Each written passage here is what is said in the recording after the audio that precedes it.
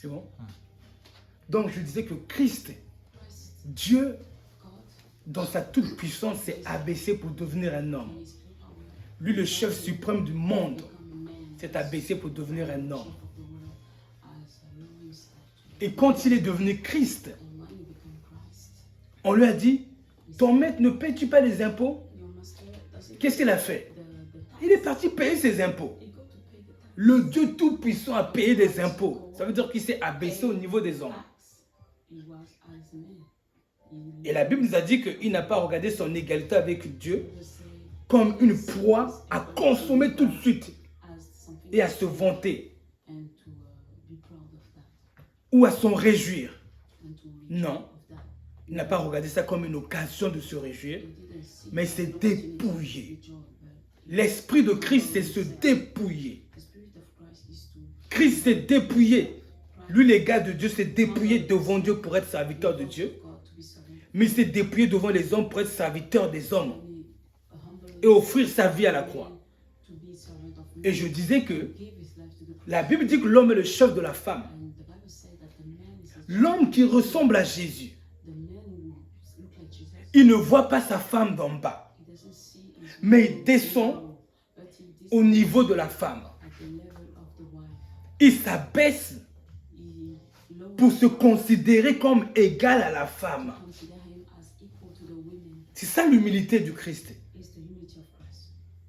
La génération d'aujourd'hui, j'ai dit surtout, tout le monde n'a que de la bouche, l'homme est le chef. L'homme est le chef.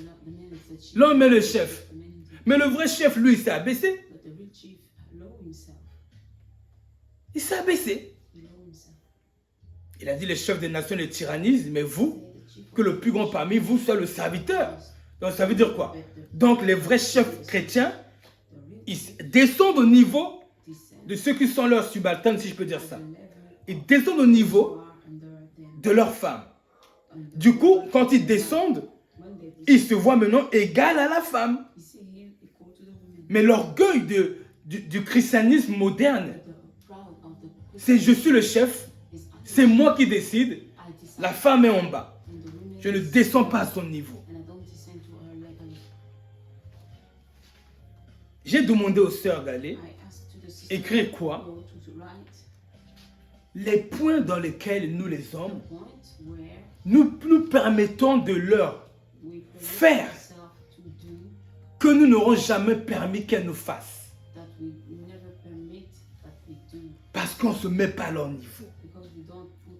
Parce qu'on ne descend pas, on reste dans notre siège de chef. C'est l'homme qui a l'esprit d'un chef tyran qui s'autorise des choses qu'il ne permet pas à sa femme. C'est ça un chef tyran. Moi, je peux le faire parce que c'est le chef. Moi, je peux te le dire parce que je suis ton mari. Moi, je peux te rabaisser parce que je suis ton mari. Non. Pourquoi? On a oublié la loi là. L'esprit de chef nous a fait oublier la loi là. Ce que vous voulez que les autres fassent pour vous, faites-leur de même pour eux. Donc, quand on associe la fonction de chef à Matthieu 7, 12, ce que vous voulez que les autres fassent pour vous, faites-leur de même pour eux. Ça veut dire que le chef ne peut pas s'autoriser des choses qu'il n'aurait pas permis que l'autre lui fasse. Et du coup, notre fonction de chef, là, soi-disant, est plus équilibrée. Il devient maintenant christique. Parce que Christ lui-même, il s'est abaissé au niveau de l'église. Il était même en dessous parce qu'il s'est fait arracher la barbe par l'église, là. Il aurait pu dire, je suis Dieu. Je suis devenu un homme au moins. Mais je ne peux pas permettre que vous m'ôtez la vie. Mais non, il est parti en dessous. Mais nous les hommes, on s'autorise certains éléments qu'on n'autorise pas aux femmes de nous faire. Et je vais commencer par moi-même.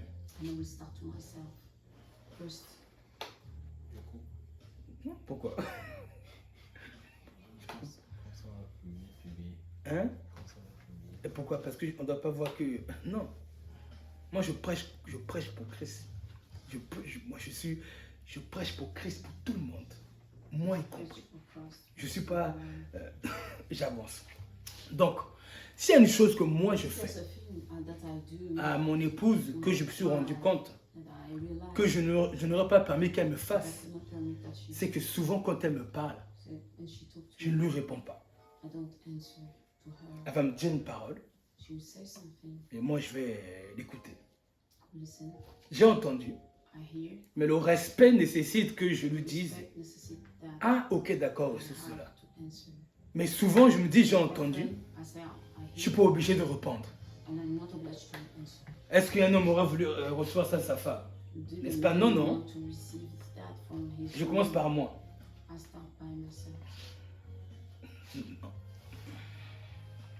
Il est temps de se purifier, n'est-ce pas? Il est temps que nous apprenions à, comme a dit l'homme de Dieu, à être humble devant nos épouses. Il est temps qu'on apprenne à le faire dans les petits détails qui nous ont échappé. Certains détails nous ont échappé.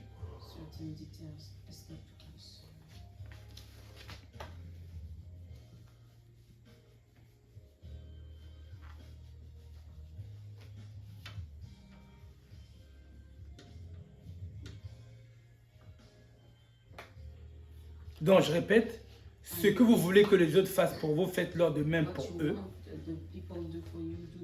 Un directeur d'entreprise ne peut pas se permettre, sous prétexte qu'il est le directeur, de mettre en place des règles ou de reprocher aux autres des choses qui ne va pas permettre aux autres de le reprocher. Il met en place des règles dans une entreprise, lui-même se retire des règles. Vous voyez, c'est un chef, mais qui ne se met pas au niveau de ses employés. Et ça, c'est l'esprit de l'orgueil d'un chef. Moi, mon message, c'est attaquer l'orgueil d'un chef. Les chefs sont orgueilleux. Et je dis ça, je sais que Dieu m'appelle à être chef. Et je suis conscient de l'esprit d'orgueil qui est derrière. C'est pour ça que je prie souvent contre ça. Pour que Dieu m'ouvre les yeux pour discerner où les œuvres de l'orgueil se cachent. Pour m'éloigner de cela. Parce qu'en général, tous ceux qui ont une mission, une position de chef, il y a toujours un orgueil qui est sur eux. Souvent, les chefs pensent qu'ils sont irrépréhensibles. Souvent, les chefs se permettent de crier sur les gens et ne permettent pas aux mêmes personnes de leur crier dessus. L'homme rabaisse sa femme d'une façon dont il n'aurait pas voulu que sa femme le rabaisse. Si sa femme l'avait rabaissé comme ça aurait été tout un problème. Et pourtant, l'esprit d'orgueil d'un chef nous amène à nous permettre de les rabaisser dans une dimension qu'on n'aurait pas permis qu'elle nous fasse.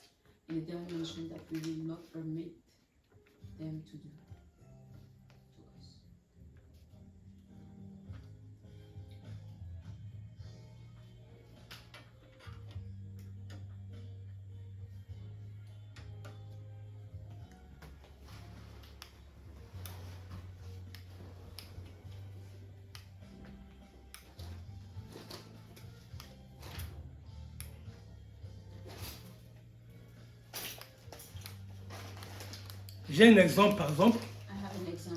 Nous les hommes, on se permet de se craquer nos ongles.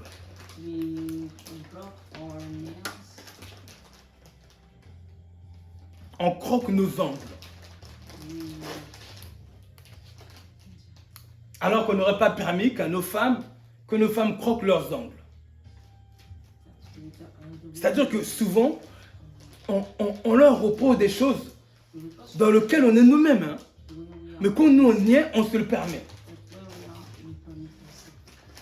Et quand elles le font, on ne leur permet pas. Ça, c'est notre esprit de chef qui nous a comme aveuglés d'un esprit d'orgueil, où on ne voit le mal que dans ce qu'elles font, mais on ne voit pas le mal dans ce que nous faisons.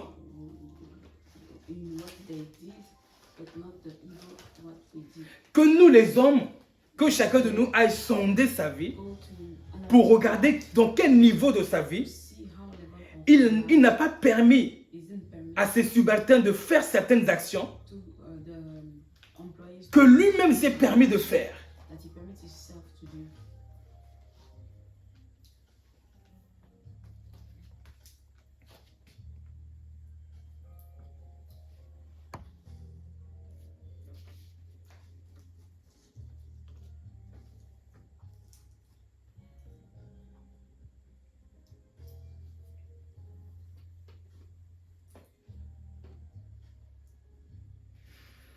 Il y a certains hommes qui plaisantent avec des personnes de sexe opposé, chose qu'ils n'auraient pas permis à leur épouse de faire. Et la sœur qui a marqué ça, elle a touché un point important. Moi, j'ai dit encore, c'est l'esprit de chef là qui nous rend aveugles, qui nous font croire que le péché des femmes, lorsqu'elles sont produites chez nous, n'est plus un péché. C'est un esprit d'orgueil que nous avons. Il faut prier comme ça. Il faut prier que Dieu nous façonne, nous purifie. Vous voyez, je prie ce message-là. Vous voyez, je ne me fais pas de cadeau. Mais je ne vais quand même pas m'arranger pendant que je tire sur les autres quand même. Attendez un peu. Est-ce que c'est correct? Ce ne sera pas la même chose. Ce serait de me permettre parce que je suis chef d'une chose que... Non. On plaisante avec les femmes. Mais si la femme est plaisante avec un autre homme, on va être comment là?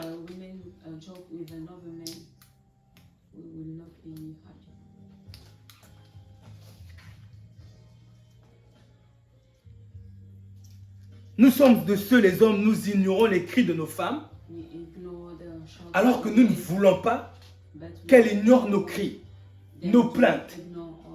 Mais les cris des sœurs, on les ignore. Nous, on se dit, ah non, écoute-moi quand je te parle, je veux que tu m'écoutes, n'est-ce pas? Parce qu'on se dit, comment ça, elle ne m'écoute pas? Je suis quand même son mari, je suis quand même son autorité. Mais quand c'est l'inverse, on ne veut pas s'abaisser pour les écouter.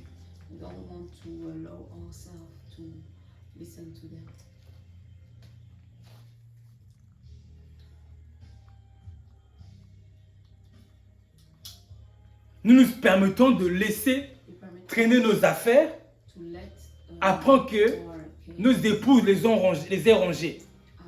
Elle les range, nous on laisse traîner. Parce qu'on est dans une fonction de « je suis l'homme de la maison ».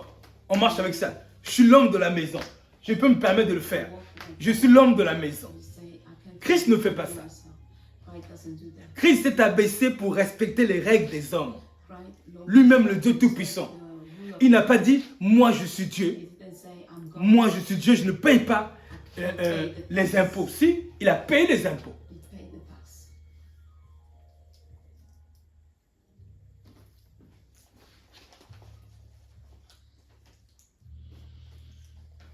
Je vois ici qu'il y a certains hommes qui se permettent de prendre des affaires, ils mettent dans le siège passager, alors qu'ils savent très bien que leur femme va venir s'asseoir. La personne va arriver. Tu prends les affaires, tu mets dans le siège à passager. Vous voyez ce que nous faisons?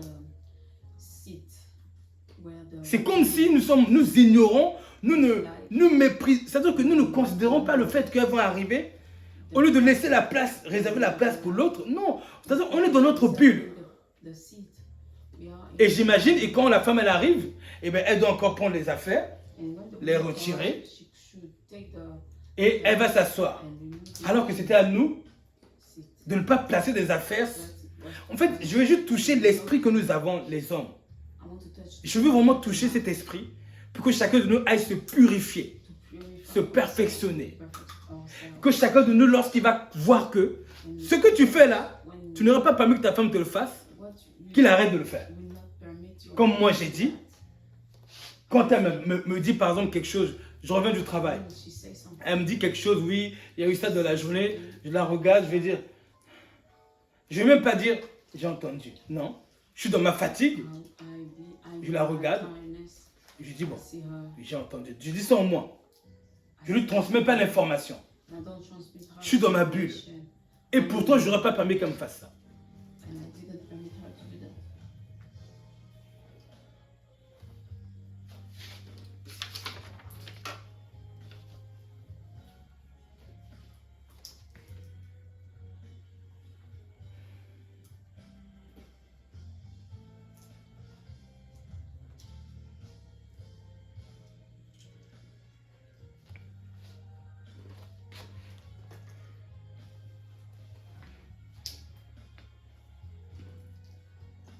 Je vois des hommes qui disent à leur femme, ferme ta bouche.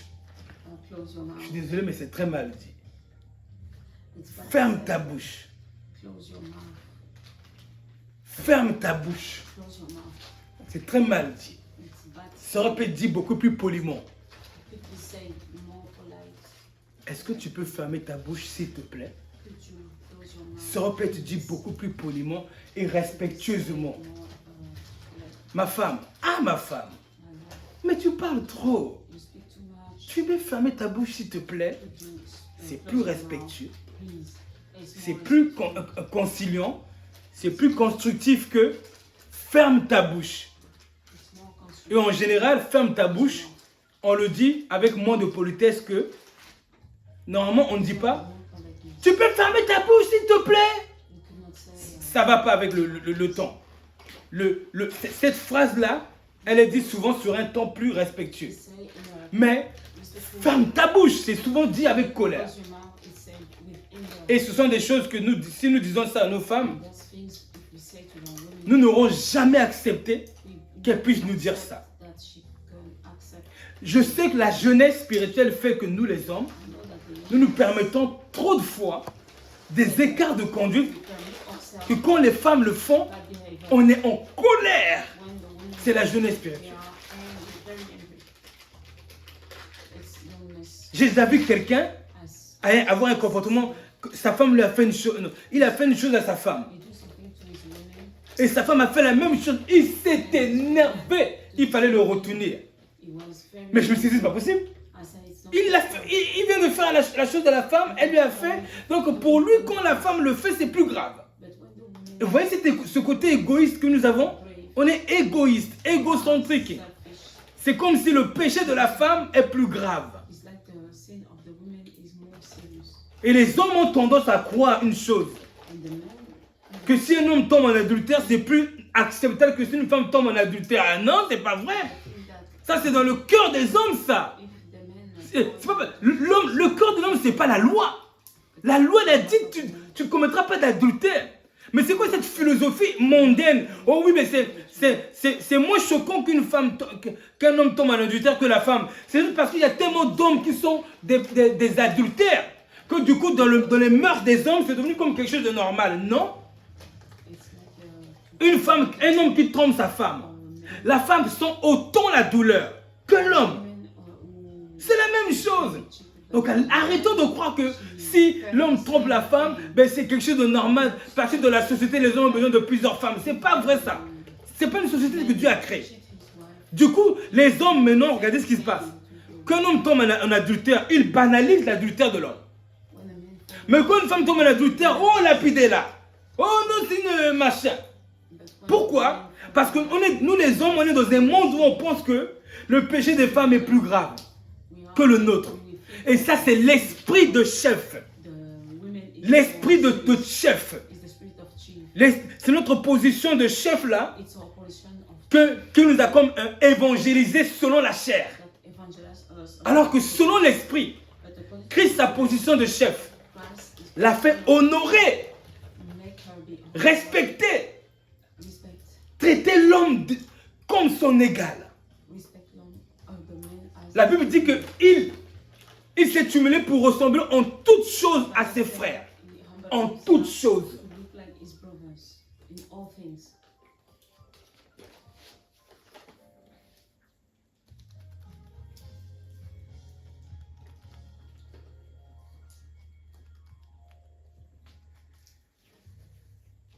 Moi, je vois ici des hommes qui se permettent d'oublier, d'être reconnaissants envers leurs femmes. Nous nous permettons d'oublier le bien qu'elles nous ont fait. Alors que réellement, nous sommes là quand on a fait quelque chose, on veut absolument qu'elle s'en rappelle. On veut absolument qu'elle prenne conscience du bien qu'on a fait. Mais pourtant, les femmes font beaucoup plus de choses. Et nous ne manifestons pas la reconnaissance que nous aurions bien voulu avoir. C'est toujours cette position-là. Je vois ici une femme qui a marqué que son mari l'appelle Jézabel.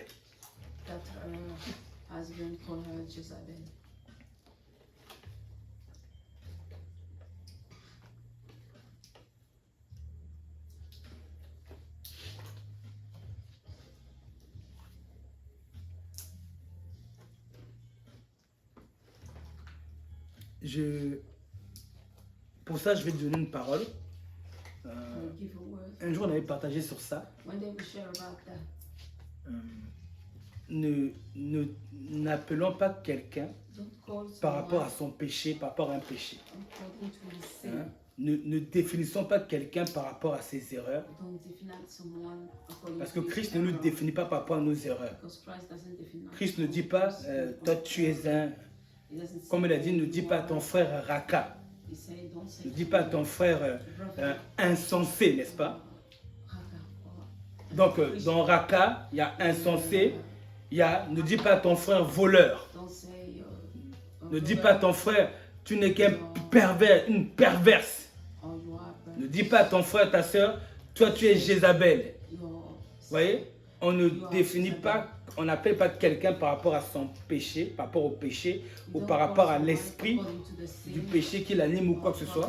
Mais on appelle quelqu'un selon, c'est-à-dire qu'on nomme quelqu'un selon ce que Christ dit de lui. Et c'est une faute pour nous les hommes. Et c'est toujours la même chose.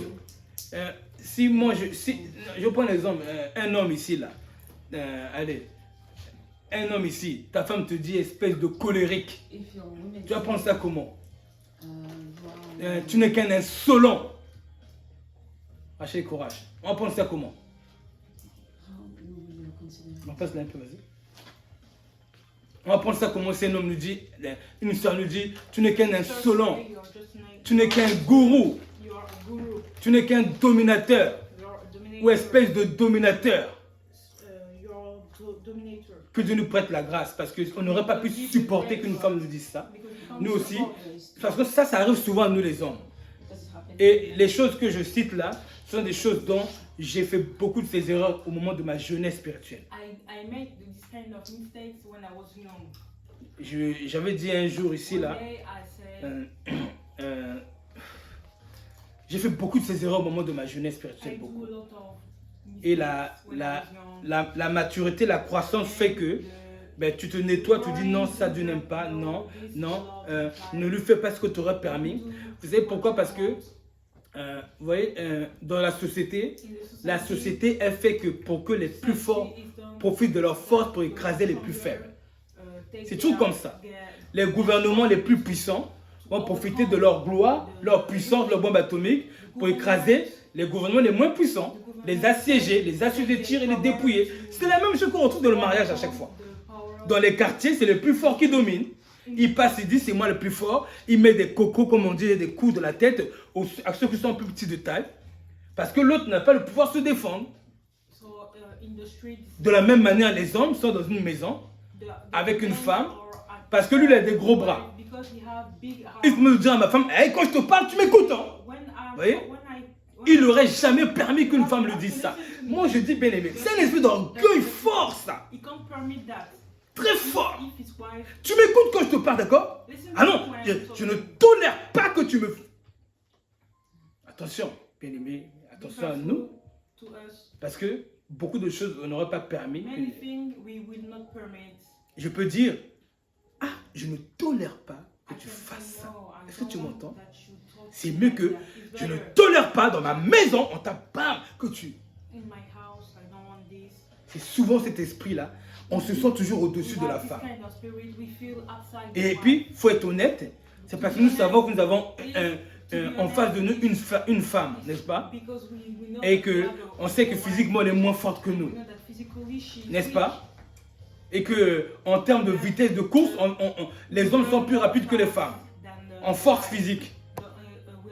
Mais en général, pour aller dire à un homme, deux hommes dans la rue sont en train de parler. L'homme va faire attention à ce qu'il va dire parce qu'il sait qu'en face de lui, il y a un autre homme. Mais quand il arrive dans le mariage, il est avec une femme, lui il se permet de s'élever, il se permet de la rabaisser parce qu'on est dans ces sièges d'orgueil. À cause de notre position, je dirais de l'homme et le chef de la femme. Et c'est ça aussi qui nous amène à ne pas respecter les foi de nos femmes, les croyances de nos femmes. La femme, elle croit par exemple que telle doctrine, mais c'est sa foi. Respecte sa doctrine. Ne dis pas parce que je suis le chef et que la femme doit ressembler à ma vision. Mais non, tu expliques ta vision. Si elle dit, je ne suis pas d'accord, mais tu laisses. C'est sa foi, c'est sa conduite. Mais que fait le chef? Nous, les chefs tyrans, on veut s'accaparer pour qu'elle ressemble absolument à ce que nous disons. Je sais, je suis passé par là. Je veux que sa foi soit à mon image. Non, sa foi sera à l'image dont elle a jugé juste. Maintenant, imaginons ceci. Prenons l'inverse. C'est la femme qui dit, ah non, non, non, non, moi je veux pas que tu crois comme ça, je veux que tu crois comme ça. On allait penser ça comment? Non, non, moi je veux pas que tu vois les choses comme ça, tu vois les choses comme ça. Vous voyez, dès que je dis ça, là, on voit plus clairement. Non, moi, non, non, non, t'as pas à croire comme ça. Vous avez vu comment ça nous aurait fait? Pourtant, Jésus a dit, ce que vous voulez que les autres fassent pour vous, faites-leur de même pour eux. Vous voyez? On n'arrive pas à s'abaisser au niveau des femmes. La génération des chrétiens aujourd'hui est trop difficile. Le frère reçoit des gens dans sa maison. Sa femme est en train de nettoyer toute la maison. Lui, il est assis en train de jouer les instructeurs. Mais va, abaisse ton niveau de ta femme. Va porter son fardeau. Va accueillir les gens avec lui, avec elle. C'est la femme qui va chercher le thé pour servir un tel. Elle va chercher le thé pour servir un tel. Elle va faire ça aux enfants. Toi, tu es assis biblement en train de jouer les prédicateurs. Non. Christ aurait fait ça. Christ aurait déposé sa Bible. Il serait parti aider sa femme à servir tout le monde. Ensuite, une fois que sa femme est assise, elle se repose. Lui, il commence à prêcher. Parce que l'homme se met au-dessus de la femme. Il dit c'est à la femme de servir les invités. S'il y a 1 ou 2 invités, je comprends. Mais s'il y a 40 invités, 30 invités, la femme fait tout seule. J'en fais pas une loi. Ça peut arriver. Mais si généralement quand les gens arrivent chez nous, c'est la femme qui fait tout. Nous on est assis, toujours, tout le temps. J'ai dit, j'en fais pas une loi. C'est normal que la femme prenne soin de la maison, n'est-ce pas? Pendant qu'on reçoit les invités. Mais ça ne veut pas dire que la femme doit tout faire. Parce que dans les maisons, les hommes, nous pensons que c'est à la femme de tout faire, nous on n'a rien à faire. On a mangé, elle a déjà fait la cuisine, nous on se dit, elle doit encore débarrasser la table. Vous avez vu? On n'arrive pas à descendre à leur niveau.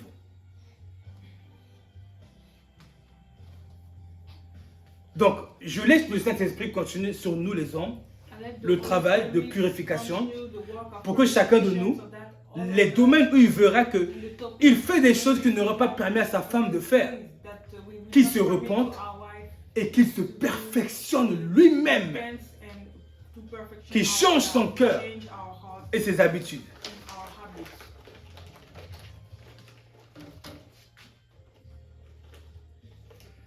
Je touche un autre point. Ça, c'est un point qui vient de moi. Les hommes se permettent de parler avec des sœurs à 23 h au téléphone. Mais lui, il n'aurait pas permis que sa femme fasse ça. À 23 h, lui, il parle. Oh, je suis en train d'enseigner. Oh, je suis en train de prêcher la parole à telle sœur. C'était urgent. Ah ouais?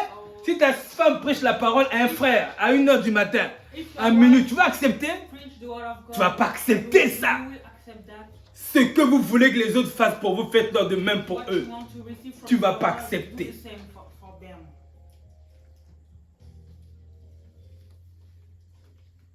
Mais nous, comme on est des hommes, on se donne la liberté. Et il y a encore des points. Hein? Il y a certains hommes, quand ils viennent dans la chambre, dormir, ils prennent toute la place. Ils ne laissent pas la place à sa femme. Il est déjà assez balèze. Il prend tout, il se met bien. Et la femme, elle arrive, elle a à peine un peu de place. Et il ne se gêne même pas. Il ne dit même pas, oui, elle arrive, je m'écarte. Non, non. Elle doit venir dire, tu peux te pousser s'il te plaît? Elle doit encore dire, tu peux te pousser s'il te plaît? C'est notre esprit là. Vous voyez? On s'accapare tout. C'est-à-dire, l'image du lit là, ça montre bien que nous sommes de ceux qui voulons tout nous accaparer. On ne veut pas partager à part égale avec nos femmes. Nous, on pense qu'on n'a qu'à manger tout. D'ailleurs, des fois à table, on veut que la femme nous serve beaucoup plus qu'elle-même. C'est tout ça. On ne se met pas à leur niveau. On veut s'asseoir. On veut voir la femme, comme j'avais dit une fois, aller servir, venir, Nous on mange, elle va servir, elle ramène. C'est froid, il faut qu'elle ait réchauffé encore, il faut ramener encore. Donc, il y a toi qui as un ventre, il y a toi qui as un être humain, il y a toi qui peux vivre. Hein? Ta femme va te servir, chauffer. Toi, tu as fini de manger, maintenant elle a qu'à venir manger et c'est froid maintenant. Ah non. Non, vraiment, que Dieu nous aide à grandir. Il y a beaucoup de détails comme ça. Vraiment, puisse Dieu nous purifier. Puisse Dieu nous purifier. Puisse Dieu nous purifier. Qu'on ait vraiment, comme a dit l'homme de Dieu, la vraie humilité avec nos femmes. Un discernement sur notre orgueil personnel. La croissance spirituelle, la consécration, c'est un puissant discernement sur notre propre orgueil. C'est une lutte continuelle contre notre propre orgueil. En voyant les domaines auxquels nous abusons de notre autorité. C'est de l'abus d'autorité, non? L'abus d'autorité, c'est ça. Moi, je peux le faire, pas toi. Moi, je peux te le dire, pas toi. Moi, je peux te crier dessus, mais pas toi. Moi, je peux manger plus, mais pas toi. Ça, c'est pour moi, c'est pas pour nous deux. C'est que pour moi. Ce que vous voulez que les autres fassent pour vous, faites-leur de même pour eux. Vraiment bien aimer les frères, que Dieu nous fasse grâce. Que Dieu nous aide. Que notre orgueil soit dévoilé devant nous. Et humilions-nous et changeons de voie. Ne laissons plus ces particules d'orgueil qui étaient collées à nos âmes là demeurer. Non, chassons-les en changeant de caractère, d'attitude. Et que nos femmes rendent témoignage. Oui, nous sommes humbles. Oui, nous la traitons comme notre égale. Parce que le péché de l'homme, c'est qu'il ne traite pas la femme comme son égale. C'est peut-être que Dieu l'appelle son chef de la femme. Non. On doit la traiter comme notre égale. On doit la traiter comme notre égale. C'est une fonction, chef. Hein? C'est juste une fonction. Est-ce que parce que l'homme a des pectoraux, que sa volonté a plus de valeur que celle qui a une poitrine? Non. Ça vient d'où? Nulle part. C'est juste une fonction que Dieu a établie. C'est tout. Ce n'était pas une fonction que Dieu a établie pour que nous en profitions pour assujettir l'autre, dominer l'autre. Vous avez vu le terme dominer? Jésus a dit, les chefs des nations les tyrannisent, les dominent. Mais vous, ce n'est pas pareil. Dominer un homme qui domine sa femme, ça n'existe pas chez Christ. Dominer là, c'était dans Genèse. C'était une conséquence du péché. Femme, comme tu as fait cela, tu enfanteras avec douleur, l'homme dominera sur toi. C'était une conséquence. Ce n'était pas un fait, ce n'était pas une règle que Dieu a placée. Mais Christ il arrive et dit, les chefs des nations dominent, mais vous, ce n'est pas pareil. Donc dans le mariage, un homme ne domine pas en disant, c'est moi le chef, je conduis où je veux, je vais où je veux, elle n'a qu'à me suivre. Non, on négocie. Je vais la convaincre. Je ne domine pas comme ça.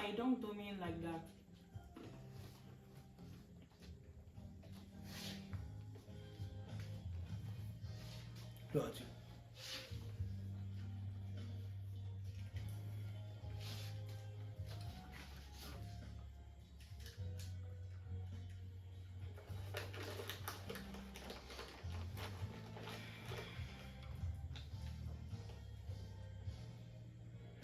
Conclusion, la fonction de chef que nous avons, combinée à notre marche selon la chair, fait qu'on a oublié Matthieu 7, 12.